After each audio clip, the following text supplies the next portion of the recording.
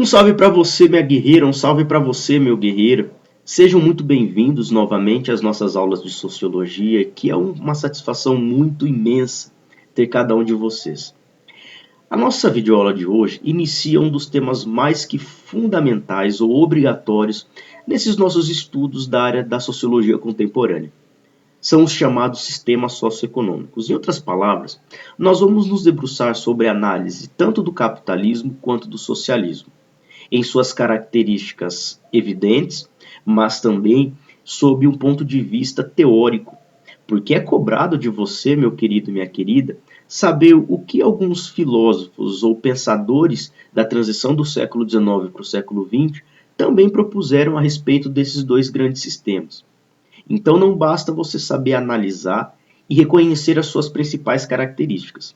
Vale a pena você saber entender a comparação, e essa é uma habilidade cobrada de vocês, e além disso, entender quais foram as contribuições teóricas que alguns dos pensadores clássicos da área fizeram para a análise desse tema, sistemas socioeconômicos. Por isso, como eu já disse a vocês, a abordagem sobre os sistemas socioeconômicos vai se basear justamente sobre a análise do capitalismo e do socialismo. E a gente vai, aqui na nossa aula, dividir em 3 grandes encontros a análise sobre esse tópico. Nessa nossa primeira videoaula, vamos explorar o capitalismo em seu desenvolvimento histórico. Na nossa segunda videoaula, vamos entender algumas abordagens teóricas trazidas por grandes clássicos do pensamento ocidental. E no nosso terceiro e último encontro, vamos explorar um pouco as principais características, tanto práticas quanto teóricas, do chamado sistema socialista. Bacana, meus queridos e queridas? Então vejam só, embora o capitalismo seja o sistema socioeconômico predominante nas relações internacionais e entre as sociedades, o capitalismo, para chegar a esse contexto, atravessou um desenvolvimento histórico. Falar no capitalismo é falar num momento, num sistema que se consolida desde a modernidade. Estou falando, portanto, a um momento histórico que remete ao contexto do Renascimento. Mas quando nós analisamos alguns séculos ainda anterior, estou falando, portanto, da Baixa Idade Média, alguns teóricos entendem já ali um contexto de um pré-capitalismo. Estou falando aqui no momento dos séculos XII ao século XV, em que houve entre os europeus uma expansão da atividade comercial, tanto no norte da Itália, por exemplo, e até mesmo o comércio com os povos orientais. Naquele contexto, além dessa atividade comercial que passava a existir em função do resgatar da vida urbana, por assim dizer, das feiras itinerantes, das próprias cruzadas, também reconhecíamos a valorização do trabalho artesanal. E o trabalho artesanal, que era baseado numa mão de obra ainda muito manufaturada, ainda que não se problematizava a produtividade, a racionalização, a organização, existiam as chamadas corporações de ofícios, que eram organizações em torno de um mestre, que possuía também os seus colaboradores, artesãos, e eles produziam os seus produtos, os seus bens para serem comercializados na Europa. Embora não existisse, como eu disse já, uma certa racionalização ou organização para agilizar a produtividade, já se reconhecia ali um esforço dos europeus para consolidar a atividade comercial. Entramos no contexto da modernidade, já estamos falando do contexto do Renascimento. E aqui surge a primeira fase do capitalismo, chamada de capitalismo comercial. Nesse contexto, estou falando dos séculos XV ao século XVIII, em que o capitalismo comercial se baseou na lógica do mercantilismo. O mercantilismo, meus queridos e queridas, tinha como principais características, em primeiro lugar, o princípio do metalismo, que vai nos dizer que o enriquecimento das nações ele é medido em função do acúmulo de metais preciosos, particularmente do ouro e da prata. Nesse sentido, para que esse acúmulo pudesse ser conquistado, seria fundamental que as transações econômicas pudessem acontecer entre os povos, entre as sociedades. E na medida em que eu adquiro o produto de uma outra sociedade, ou eu vendo os meus produtos para aquele outro povo, aquele outro país, a transição entre esses povos vai se dar através da troca de metais preciosos. Por isso que os europeus da época vão favorecer muito mais a exportação do que a importação. Quando eu exporto, eu vou em contrapartida receber o ouro, receber o metal precioso do outro país. E assim as minhas reservas internas elas vão cada vez mais se expandindo e eu consigo, portanto, através do princípio metalista, conseguir o enriquecimento da minha nação. Por isso se valorizava muito os produtos nacionais em detrimento dos produtos estrangeiros, como forma de garantir, através desse protecionismo, o enriquecimento de cada uma das nações. Além disso, as trocas econômicas elas passavam pela égide do rei. Falávamos no campo político do absolutismo, vale a pena lembrar. E na área econômica, o mercantilismo ele tinha como característica realmente essa gestão dentro de uma lógica que gravitava sobre as mãos do rei toda a iniciativa, a organização, os pagamentos, o planejamento estratégico, tudo passava pela autoridade monarca. E além disso, outra característica que fundamentou a lógica do mercantilismo era o colonialismo. Era o sistema que realmente estava a serviço das grandes metrópoles europeias da época, como Portugal, Espanha, Inglaterra, França, Holanda. Potências que, naquele contexto, ao desenvolverem as grandes navegações, mantinham o monopólio sobre as suas colônias, como fonte de abastecimento de especiarias e principalmente de metais preciosos para o seu enriquecimento. Surgia naquele contexto também europeu, surgia naquele contexto o trabalho assalariado. Falava-se também da concentração cada vez maior do lucro nas mãos dessa burguesia que era a classe que detinha o poder econômico naquele contexto do capitalismo comercial.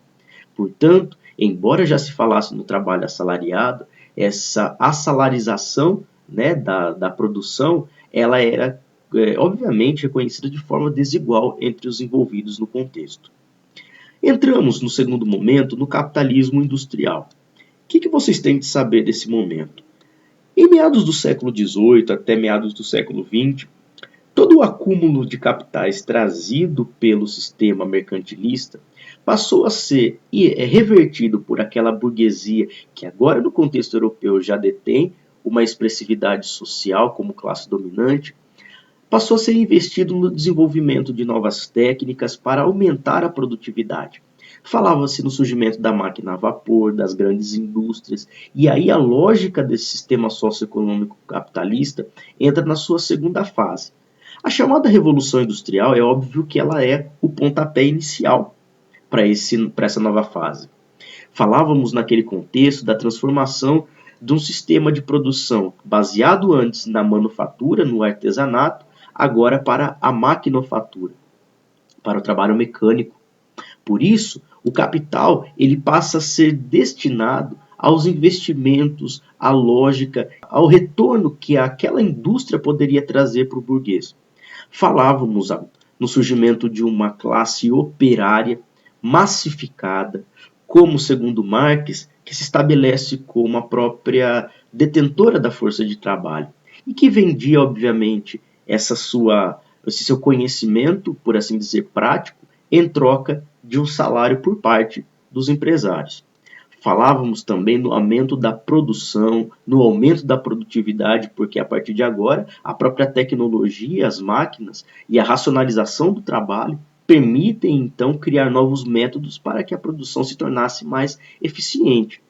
Falávamos também na maior integração entre as sociedades, em função do desenvolvimento da máquina a vapor, em função do desenvolvimento do motor a combustão, já se falava agora em locomotivas, em automóveis, e as sociedades passam aos poucos a se integrar em termos de uma contribuição para o que hoje nós chamamos de globalização. Naquele mesmo contexto, falava-se também nas teorias iluministas que valorizavam o poderio da razão como forma de libertar o ser humano para que ele conseguisse então a sua emancipação, a sua evolução na história. E aqui se consolida uma forma típica de capitalismo sob o discurso ou a teoria do liberalismo econômico. Traçada por Adam Smith, O liberalismo econômico vai ser uma grande crítica ao mercantilismo, mas clássica ou característica do momento do capitalismo industrial. Essa crítica feita ao mercantilismo por Adam Smith, por exemplo, vai nos dizer que não mais as fontes de riquezas baseadas na lógica dos metais preciosos são quem garantem o sucesso ou o progresso das civilizações. Na verdade, o trabalho é ele quem é a fonte da riqueza. Por isso que seria fundamental racionalizar a produtividade, dividir as etapas da produção para que o trabalho se tornasse mais eficiente, porque quanto mais se trabalha, mais se consegue conquistar lucros, e esse lucro permite ao indivíduo ter acesso aos bens e serviços de outras regiões. Isso traz, portanto, uma contemplação dos interesses do indivíduo e de suas necessidades. Assim, a busca do interesse pessoal ajuda a promover o interesse coletivo e o desenvolvimento da nação como um todo. Entendia-se, segundo o liberalismo de Adam Smith, que a economia ela possui mecanismos que se autorregulam e, portanto, através de leis como da oferta, da procura, leis naturais, inclusive, Adam Smith vai falar sobre a importância de o Estado manter-se de escanteio, criando apenas toda uma estrutura para que essa livre iniciativa pudesse acontecer e a economia, né, conseguiria sua autogestão sem a intervenção estatal. Meus queridos e queridas, a partir do momento do século XX, a lógica do capitalismo industrial passa a dar origem ao chamado capitalismo financeiro. Já estamos falando aqui no momento em que todos os lucros, o acúmulo de capitais trazido pela atividade industrial do século anterior passa a ser gerido sob a lógica das grandes instituições financeiras, tais como, por exemplo, os bancos e as agências financiadoras. Aqui, essa fusão entre o capital acumulado e a gestão trabalhada pelas agências financeiras dão origem ao chamado capitalismo financeiro, que consagra toda uma lógica que vem do século XX e ainda permanece no século XXI. A partir de agora, essas instituições financeiras são elas as responsáveis por controlar todos os fluxos de capitais. Ou seja, como é que eles vão ser financiados, como é que eles vão ser investidos, como é que eles vão ser emprestados, como é que eles vão transformar as antigas dívidas em ações, em ativos, em possibilidades de gerar mais capitais. Toda essa lógica, portanto, é trabalhada pelas instituições financeiras, que a partir de agora, também para agilizar a lógica da produtividade, da maximização do capital, passa a dividir as empresas em ações. Cria-se, portanto, os chamados mercados de ações, através das bolsas de valores, em que essas ações são negociadas, são valorizadas, desvalorizadas. Passa-se cada vez mais a criar um sistema também especulativo de crédito, né? E essa lógica que permeia toda a valorização ou desvalorização, em boa parte, das ações trabalhadas dentro das bolsas. A partir de agora, o capitalismo cada vez mais se torna monopolista. Em outras palavras, são poucas instituições financeiras que têm a capacidade de controlar e interferir diretamente na lógica desses fluxos que são negociados de capitais. E passa-se também a falar, dentro da lógica do capitalismo financeiro, da criação de filiais das grandes matrizes e que essas filiais se espalham por diferentes regiões do globo em busca de melhores condições de trabalho, por exemplo, fornecimento de matérias-primas com preços mais vantajosos, através da conquista de novos mercados. E a lógica que se estabelece da divisão do trabalho entre a matriz e a filial e das filiais entre si, cria-se uma rede de empresas chamadas de transnacionais. E essas transnacionais, na medida em que veiculam, né, a transição de capitais entre si, vão obviamente contar com a mediação das instituições financeiras. Daí o fato de caracterizar o chamado capitalismo financeiro nesse contexto do século XX. Alguns autores vão entender também que nós convivemos concomitantemente ao capitalismo financeiro também com uma lógica de uma nova fase chamada de capitalismo globalizado. Esse contexto do século XX, do século XXI, é o contexto marcado pela revolução técnico-científica. Para alguns, chamado de terceira revolução industrial, é aquela que a partir dos anos 70, dos anos 80, vai trazer uma expansão dos meios de comunicação, principalmente, né? Da internet, aqui vale a pena nós lembrarmos, da robótica, por exemplo, e isso vai trazer uma transformação impactante na lógica de se pensar e de se proceder o capitalismo. A partir de agora, já se fala num capitalismo informacional baseado em transações eletrônicas de capital, e a todo momento essas transações elas são acompanhadas, elas são medidas, elas são especuladas, não mais obrigatoriamente pela presença de um indivíduo, mas por máquinas, por internet, que consegue transformar, né, o material, que é o capital, numa lógica digital.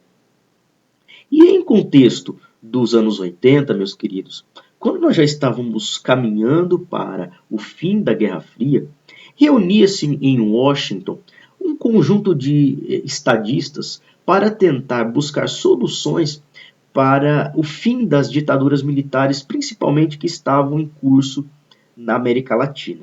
Era preciso repensar os sistemas de produção, o sistema socioeconômico daqueles países e trazer uma nova proposta para que os mesmos conseguissem desenvolver as suas economias de forma a se inserir naquela globalização que estava em curso. O Consenso de Washington trouxe a proposta do neoliberalismo. E esse neoliberalismo aqui era uma cartilha a ser seguida por essas nações latino-americanas com obrigações como a abertura dos seus mercados ao capital estrangeiro e aquelas multinacionais, como nós já vimos, típicas do capitalismo financeiro. Era preciso privatizar, realmente desestatizar as empresas e entregá-las às mãos da iniciativa privada para agilizar e tornar mais moderna a lógica da produção, a lógica do acúmulo de capitais. Era preciso haver uma disciplina fiscal, ou seja, o controle dos gastos públicos. Seria necessário reformar, inclusive, a própria lógica dos tributos, dos impostos. Seria preciso liberalizar tanto as indústrias, o comércio e as instituições financeiras, deixá-las com maior autonomia de gestão e de iniciativa econômica. Seria necessário repensar também as taxas de câmbio para torná-las mais competitivas frente ao mercado internacional e, além disso, desregulamentar a economia, ou seja, tirar de fato todo aquele planejamento opressivo que havia por parte da iniciativa estatal e realmente deixá-la em sua maior liberdade para flexibilizar de acordo com as lógicas do mercado. Assim, instituições importantes internacionais como o Fundo Monetário Internacional, o FMI, vai ser esse núcleo nervoso quem vai passar a controlar todo o planejamento, a aplicação e a avaliação dos resultados em cada um dos países da América Latina quanto à proposta do Consenso de Washington sob a lógica ou discurso de um neoliberalismo. Meus queridos e queridas, nós pararemos por aqui essa nossa primeira videoaula e espero vocês no nosso segundo encontro para trazer as abordagens teóricas trazidas principalmente por Weber e Marx para entendermos no aspecto mais das ideias o capitalismo, esse sistema socioeconômico tratado nessa primeira parte da nossa videoaula sobre o tema. Tudo bem, meus queridos e queridas? Um forte abraço e vejo vocês no próximo encontro.